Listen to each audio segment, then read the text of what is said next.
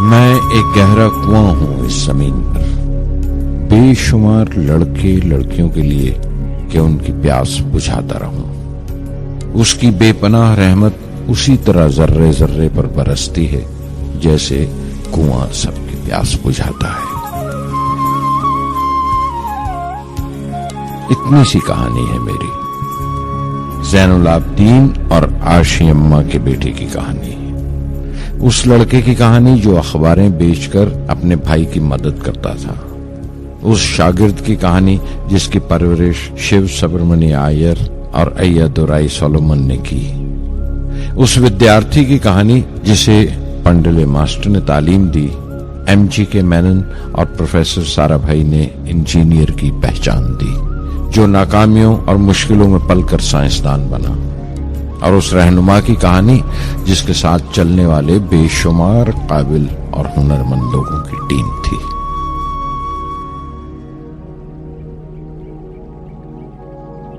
میری کہانی میرے ساتھ ختم ہو جائے گی، کیونکہ دنیاوی معنوں میں میرے پاس کوئی پونجی نہیں ہے، میں نے کچھ حاصل نہیں کیا، جمع نہیں کیا، میرے پاس کچھ نہیں اور کوئی نہیں، نہ بیٹا نہ بیٹی نہ پریوار۔ میں دوسروں کے لیے مثال نہیں بننا چاہتا، لیکن شاید کچھ پڑھنے والوں کو پریرنا ملے کہ انتم سکھ روح اور آتما کی تسکین ہے، خدا کی رحمت ان کی وراثت ہے۔ میرے پردادا اول، میرے دادا پکیر اور میرے والد زین العابدین کا خاندانی سلسلہ عبدالکلام پر ختم ہو جائے گا، لیکن خدا کی رحمت کبھی ختم نہیں ہوگی، کیونکہ وہ امر ہے، لافانی ہے۔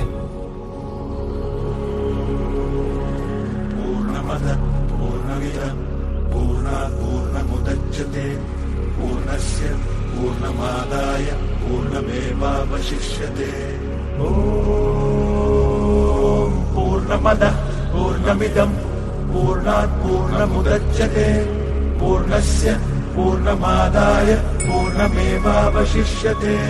पूर्णमदः पूर्णमिदं पूर्णात् पूर्णमुदच्यते पूर्णस्य पूर्णमादाय पूर्णमेवावशिष्यते। पूर्णमदः पूर्णमिदं पूर्णात् पूर्णमुदच्यते पूर्णस्य पूर्णमादाय पूर्णमेवावशिष्यते।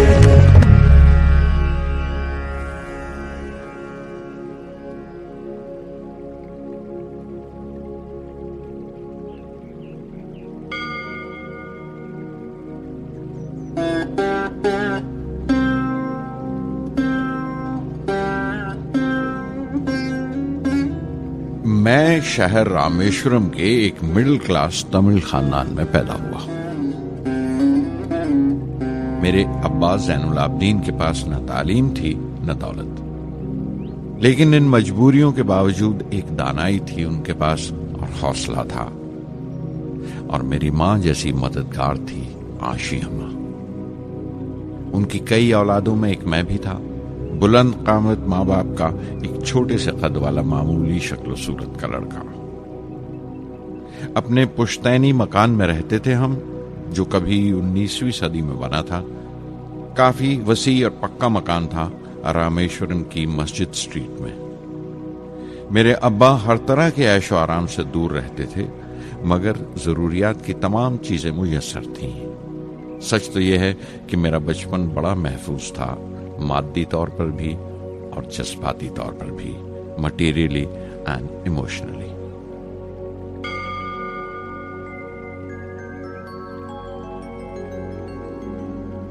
رامیشورم کا مشہور شیو مندر ہمارے گھر سے صرف 10 منٹ کی دوری پر تھا۔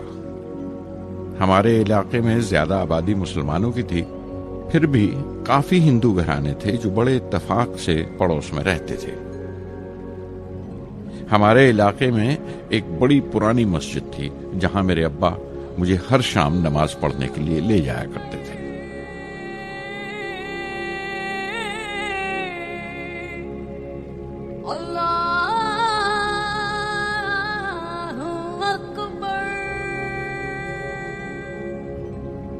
रामेश्वरम मंदिर के बड़े पुरोहित पक्षी लक्ष्मण शास्त्री मेरे अब्बा के पक्के दोस्त थे। मेरी बचपन की यादों में आंकी हुई एक याद ये भी थी कि अपने अपने रवायती लिबास में बैठे हुए वो दोनों कैसे रूहानी मसलों पर देर देर तक बातें करते रहते थे। मेरे अब्बा मुश्किल से मुश्किल रूहानी मामलों को भी तमिल की आम जबान में बयान कर लिया करते थे।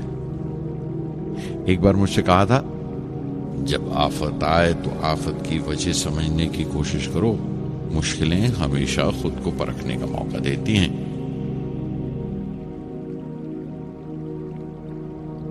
मैंने हमेशा अपनी साइंस और टेक्नोलॉजी में अब्बा के असूलों पर चलने की कोशिश की है। मैं इस बात पर यकीन रखता हूं कि हमसे ऊपर भी एक आला ताकत है, एक महान शक्ति है जो हमें मुसीबत, मायूसी और नाकामियों से निकालकर सच्चाई के मुकाम तक पहुंचाती है। मैं करीब 6 बरस का था जब अब्बा ने एक लकड़ी की कश्ती बनाने का फैसला किया, जिसमें वो यात्रियों को रामेश्वरम से धनुषकोडी का दौरा करा सके, ले जाएं और वापस ले आएं। वो समंदर के साहिल पर लकड़ियां बिछाकर कश्ती का काम किया करते थे। एक और हमारे रिश्तेदार के साथ, अहमद जलालुद्दीन। बाद में उनका निकाह मेरी आपा जोहरा के साथ हुआ। अहमद जलालुद्दीन हालांकि मुझसे 15 साल बड़े थे, फिर भी हमारी दोस्ती आपस में जम गई थी। हम दोनों हर शाम लंबी सैर को निकल जाया करते थे। मस्जिद गली से निकलकर हमारा पहला पड़ाव शिव मंदिर हुआ करता था, जिसके गिर्द हम उतनी ही श्रद्धा से परिक्रमा करते थे जिस श्रद्धा से बाहर से आए हुए यात्री। जलालुद्दीन ज्यादा पढ़ लिख नहीं सके उनके घर के हालात की वजह से, लेकिन मैं जिस जमाने की बात कर रहा हूं, उन दिनों हमारे इलाके में सिर्फ वही एक शख्स था जो अंग्रेजी लिखना जानता था। जलालुद्दीन हमेशा तालीम याफ्ता पढ़े लिखे लोगों के बारे में बातें करते थे, साइंस की इजाद, मेडिसिन और उस वक्त के लिटरेचर का जिक्र किया करते थे। एक और शख्स जिसने बचपन में मुझे बहुत मुतासिर किया वो मेरा कजन था, मेरा चचेरा भाई शमसुद्दीन।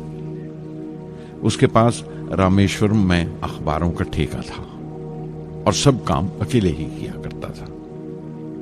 हर सुबह अखबार रामेश्वरम रेलवे स्टेशन पर ट्रेन से पहुंचता था। सन 1939 में दूसरी आलमगीर जंग शुरू हुई, द सेकेंड वर्ल्ड वॉर। उस वक्त मैं 8 साल का था।